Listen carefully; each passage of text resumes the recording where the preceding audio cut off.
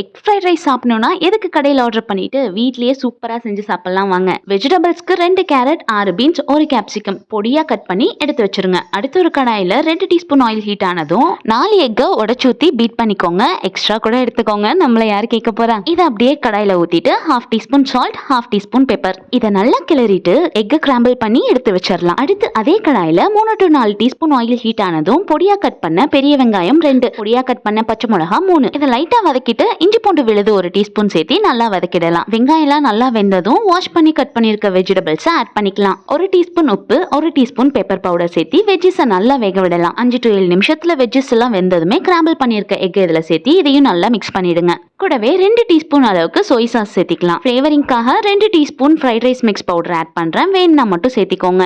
And finally சூடான normal white rice add பண்ணிக்கிறேன். இந்த ஃப்ரைட் ரைஸ் மாஸ்டர் மாதிரி தூக்கி போட்டு கிளறலாம், ஆனால் நம்மள பறக்க விட்டுருவாங்களே. ஸோ நார்மலாகவே மிக்ஸ் பண்ணி எடுத்துக்கலாம். சாதம் ஒன்னோட ஒன்று ஒட்டாம சூப்பரான எக் ஃப்ரைட் ரைஸ் ரெடி. இனிமேல் வீட்லயே டேஸ்டியான எக் ஃப்ரைட் ரைஸை ட்ரை பண்ணி பாருங்க. வீடியோ பிடிச்சிருந்தா லைக் பண்ணிட்டு நம்ம சேனலை சப்ஸ்கிரைப் பண்ணிக்கோங்க.